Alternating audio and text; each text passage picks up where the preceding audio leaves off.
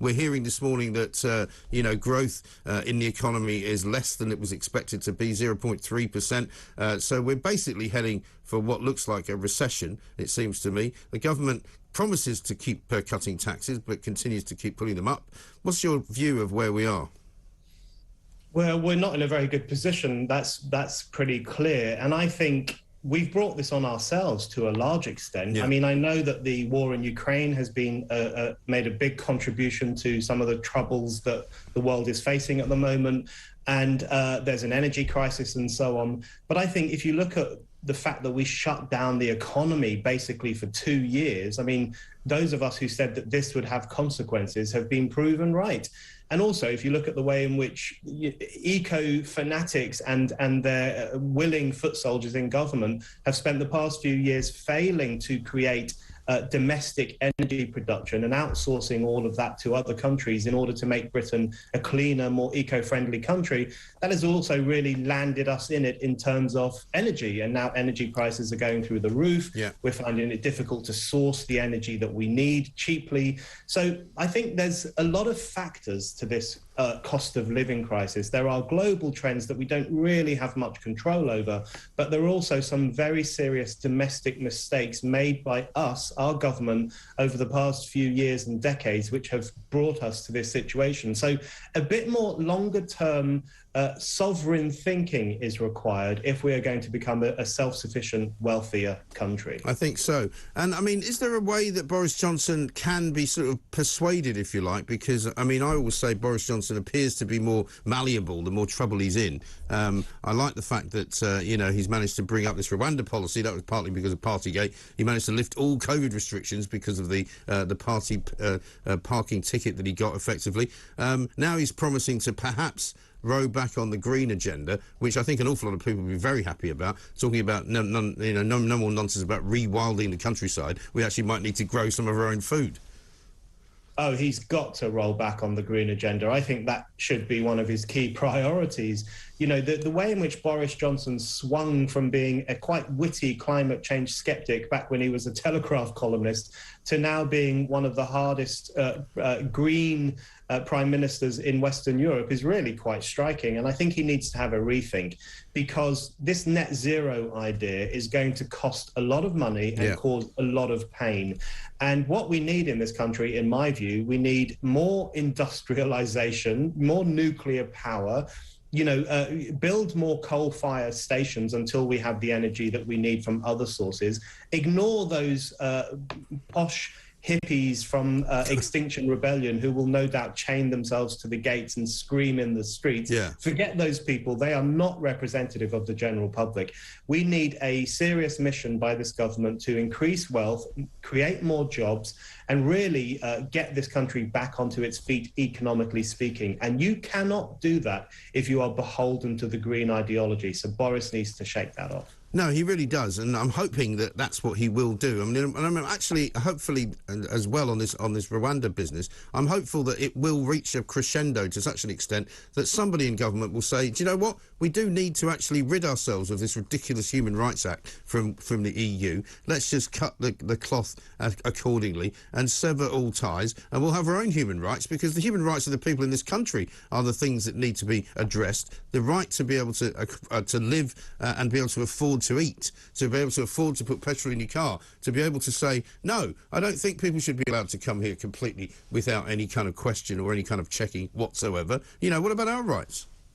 Yeah, there is a real serious problem with human rights legislation. I mean, firstly, it gives us certain rights, but then it adds so many caveats that we end up not having those rights at all. If you look at human rights legislation, for example, what it says about freedom of speech, it says everyone must have the freedom of speech, and then it says, except in the following situations, and it lists situation after situation in which your speech can be curtailed. So it's not a very liberal form of legislation, but also it means that our government, who we elect, are beholden in various different ways to international treaties, global treaties, and I don't think that's right. I don't think that's democratically right. So I've heard some of the pro-migrant protesters saying, well, if the government pursues the Rwanda policy, it will be reneging on its duty to some treaty that it signed up to. Well, then we should get out of that treaty, because we should determine as an independent nation how we want to deal with the issue of immigration. Absolutely right. Not be dictated to us by people who don't live here. But also, these are the same people who use this argument. Well, the Archbishop of Canterbury and Gary Lineker think it's a bad idea, and now even Prince Charles has said it. So they must be right. And you go, sorry, those are really not three people I give a stuff about. I'd fire all of them tomorrow and we wouldn't care a jot. We wouldn't miss them, would we? Oh, no, Prince Charles isn't here anymore, and neither is the Archbishop of Canterbury, Gary Lineker. I mean, would you miss any of those three people? Absolutely not. And when I hear people say that, I think, what century do we live in? Yeah. You know, the Archbishop of Canterbury, a priest and a prince, the heir to the throne. We're supposed to be listening to those people rather than Boris Johnson, who was elected by 14 million citizens. We live in a democracy. Prince Charles needs to butt out of political affairs. He needs to learn a lesson or two from his mother, who understood the limitations of her political rights. If you are going to be a monarch, you can have opinions about everything you want, but you cannot express them in public. That is part of the deal of you ruling this country. And we fought civil wars hundreds of years ago to curtail the power of the monarch. Prince Charles risks tearing up centuries of constitutional order by just getting involved in every sort of issue, making his opinions known, and expressing his royalist disdain for the people we elected into power. He really needs to, learn a lesson or two, retreat back into his palace, keep his mouth shut, and don't bother with politics. Yeah, shove it up your ermine robe, I think, is the short form of that. Finally, and I know I was kind of hoping to get to the rail strike. I may get to the rail strike with you, but how about this school in West Sussex, Haywards Heath, Burgess Hills Girls' School? Apparently the head from that place, or the headmistress, as I would like to call her, says that she feels now uncomfortable writing the word daughter in a letter when she sends letters home to the parents. I mean, peak stupidity here, isn't it? Peak stupidity, although I wouldn't be surprised if things could get even more stupid than this. You never know. Yes, it really demonstrates how the deranged consequences of the trans war on reality, essentially, and the trans war on language, where we now have a situation where teachers are reluctant to say boys and girls, especially reluctant to say girls in a girls' school in case some of the girls identify as boys. So we really are seeing this Orwellian restructuring of language and of thought itself, where we're supposed to go around thinking, I wonder if that's a he or a she or a they or a z or a zer. You know, this is a kind of psychotic rearrangement of language and how we think about sex and gender.